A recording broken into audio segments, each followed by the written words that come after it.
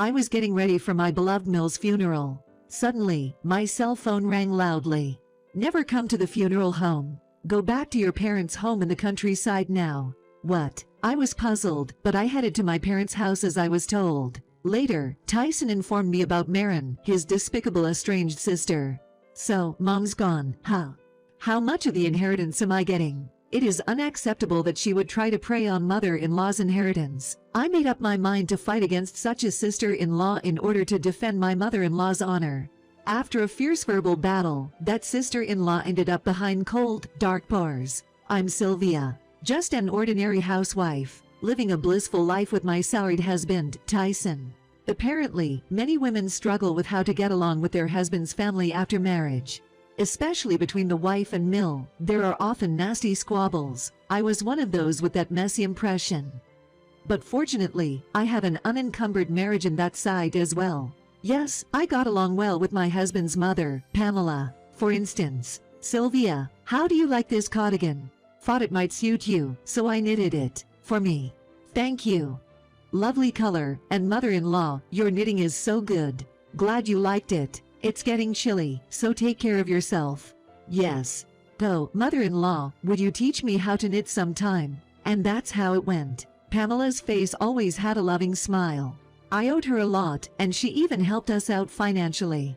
I adored such a kind Mill, and considered her like a second mother.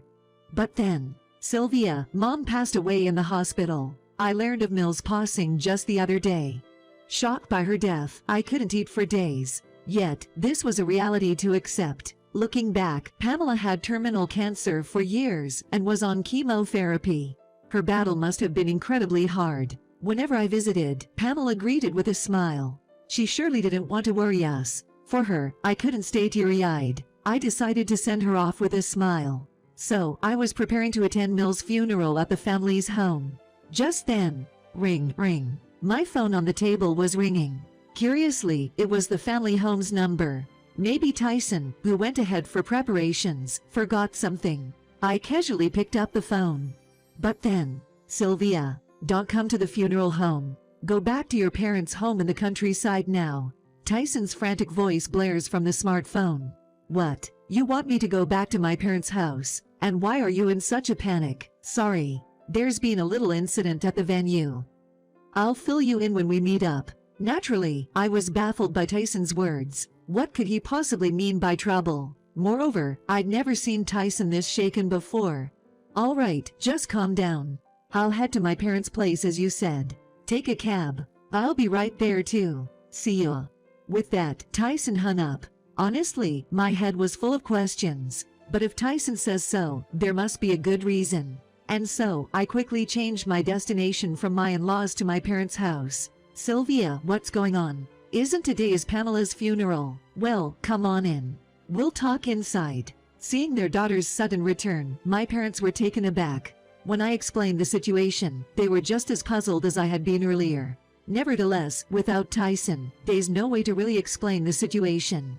We all waited anxiously at my parents' home for Tyson to arrive. About an hour later, Tyson burst into the house. Sylvia, are you okay? I'm fine, but what happened to your hand? Looking down, Tyson's hand was wrapped in bandages. He touched his injured hand and looked gravely concerned. He then began to explain the whole ordeal that occurred at his parents' house. Actually, it turns out Tyson has an older sister named Marin. But this Marin has been quite the black sheep, causing her family endless headaches for years. Apparently, she's had run-ins with the law more times than one could count. Pamela never abandoned her daughter, continuously bowing her head in apology to those around her. She even took on the debt that her daughter had racked up. I promise I'll pay it back, okay? Please, Mom. Trusting in her daughter's words. However, Marin broke that promise and left home. She's been estranged from Tyson's family, and they hadn't heard from her in ages. Yet, Marin showed up at the funeral home. Expecting that she might have matured over the years, the first words out of Marin's mouth were, "So, Mom's gone, huh? How much of the inheritance am I getting?" Naturally, Tyson was livid. Was that really the first thing she was going to say after their mother passed? Tyson heatedly informed her that she'd been written out of the will long ago. Moreover, that in Pamela's eyes, the daughter was now Sylvia. That's me. What? Sylvia? Who's that? How can an outsider inherit when her own daughter can't? That's just nuts. Marin, upon learning this, was said to have turned beet-red with rage. She then apparently took my husband's phone and drove away from my in-law's house, spewing disturbing words about my husband and me. Tyson's hand injury. Turns out she bit him. I immediately locked my phone remotely, but she probably knows our home address and recognized your face from the photos. Oh my. I was at a loss for words. Learning about Pamela's daughter was new to me, and the fact that she was such a piece of work was a shocker. I'm sorry for keeping my sister a secret. It's a family matter on my end. Tyson looked deeply pained, bowing his head. We tried to comfort him and discussed how to handle the situation.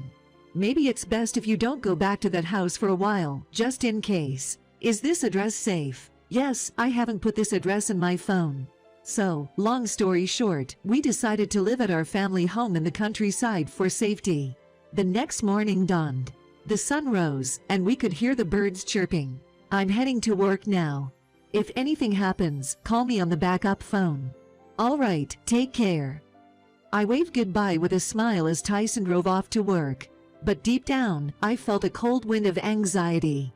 What if Marin, my sister-in-law, showed up? What if she attacked me? I was plagued by these fears constantly.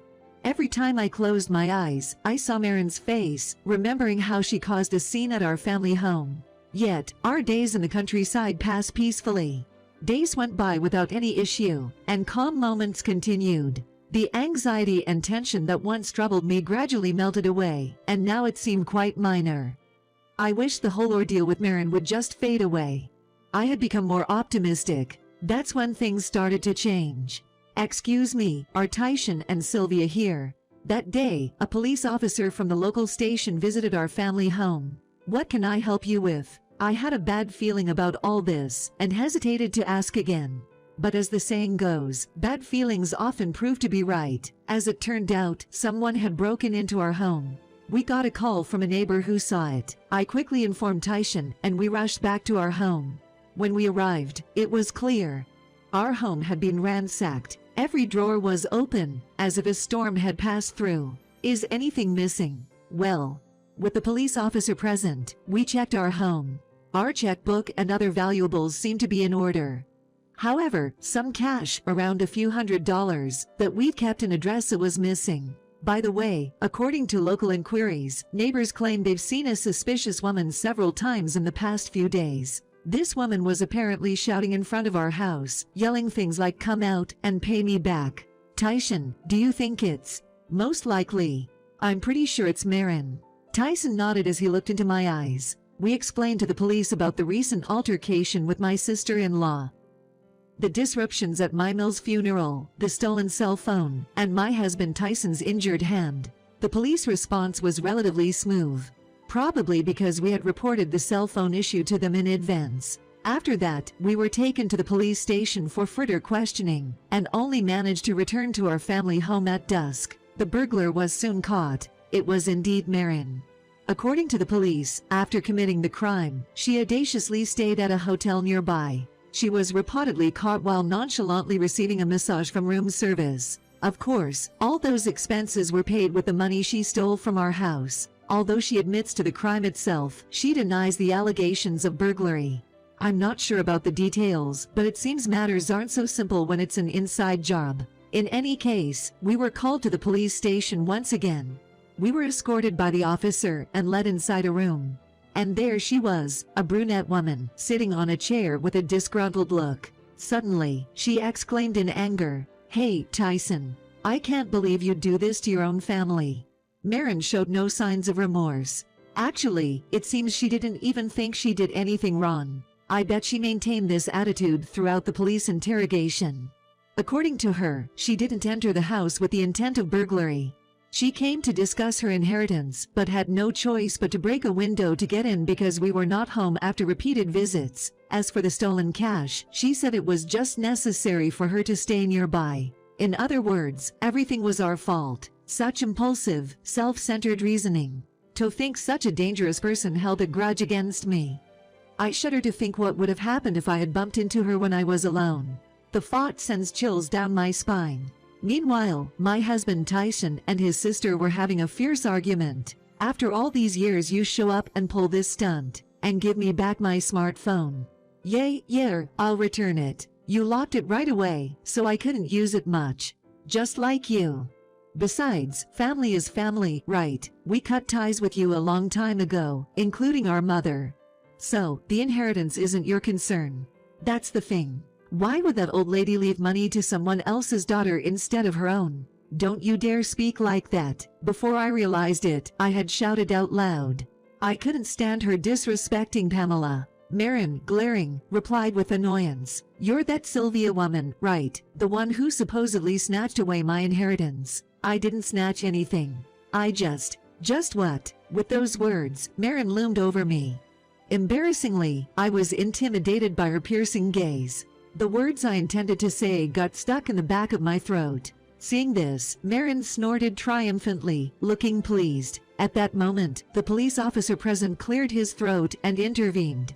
All right, calm down, everyone. It seems there's a lot going on, so why don't you all discuss this matter amongst yourselves first? He probably judged it to be a family issue from our exchange. We can address the official complaint and other matters afterward. With that, he tried to calm the situation. Later on, we decided to have a formal meeting at Tyson's parents' home. In a tatami-floored guest room, my mother-in-law's relatives gather around a large table. Breaking the tense silence, Marin spoke first. If you divide the inheritance with me, I'll let bygones be bygones. You should thank your generous me. Marin's audacity was as evident as ever. Well, it's to be expected. A person who has not changed after more than a decade cannot possibly change in just a few days. Every time she opened her mouth, she repeated, "Give me the inheritance," and dropped the charges. Of course, we had no intention of entertaining her demands. I've told you countless times, sis, you've been disinherited so you can't get any of mom's estate. Well, after you guys get the inheritance, you can just give me my share in cash. That's just absurd. There's no way we're going along with such a foolish idea. Tyson says with frustration. I tried to calm my husband down, then turned to her and calmly asked, Marin, have you read all of Pamela's will? It mentions you as well. I don't care about anything but the inheritance part. I bet it's full of nasty remarks about me anyway. No, Pamela was really concerned about you. She even felt remorse. If that's the case, then she should have left me the money. As she spoke, Marin scoffed with a hint of irritation. I was boiling with anger. Yet at the same time, I was deeply saddened. She seemed to regard her parents, especially Pamela, as nothing more than convenient tools. I think the reason Pamela didn't leave you any property is because she realized money wouldn't change you. Without waiting for Marin's response, I continued. I can't give a single cent of Pamela's money to someone as despicable as you. You've got some nerve, especially coming from someone not even related by blood. I don't need lectures from someone who disrespects family ties. Confronted by me, Marin seemed taken aback for a moment. She then turned her eyes sharp and glared at me as if in a huff. It was an ugly, terrifying look. But this time, I couldn't look away. There's nothing more to discuss. Please leave. Saying that, I locked eyes with the domineering Marin for a moment. Eventually, whether out of rage or fear, Marin lunged across the table trying to grab me. Instantly, she was restrained by my husband and other family members present. 10 minutes later, she was forcibly dragged out by arriving police officers. She continued to swear the whole time, but by the time they put her in the police car, she was completely demoralized and had her shoulders slumped. Later on, I heard that Marin ended up in jail. Our report was officially accepted. Word had it that Marin had a significant debt from loan sharks. It probably explains why she was so obsessed with Pamela's inheritance. Regardless, she was doomed to a life unlikely to see the light of day again. It's like she never really knew her mother's love. She brought this upon herself. We were reflecting on the recent events in our long-neglected, now-clean home. Lighting a candle in front of their Mills portrait, Tyson remarked, I was surprised to see you confront her so boldly, Sylvia. When I read Mills' will, I knew. In fact, I had reread my mother-in-law's will the day before my discussion with my sister-in-law. Come to think of it, I never really had the time to give it a thorough look. The will was filled with Pamela's passionate sentiments, almost like a letter. Each and every word she penned down inspired me deeply. She always cared about her children. Not a word of resentment, just pure concern. and she bravely set forth, wishing for our happiness as a couple. As she departed for the heavens, she probably wanted to do a lot for her real daughter. I gripped the cardigan I was wearing, as if hugging it, tearing up as I remembered my mill. Just then, my husband, Tyson, tried to comfort me. "Sylvia, would you knit something for me too?" "Yes, sure. I'll show you some knitting techniques passed down directly from my mother-in-law." I smiled, wiping away the tears at the corner of my eyes. I intend to make good use of her inheritance. From then on, I made a solemn promise to live happily, also for Pamela's sake.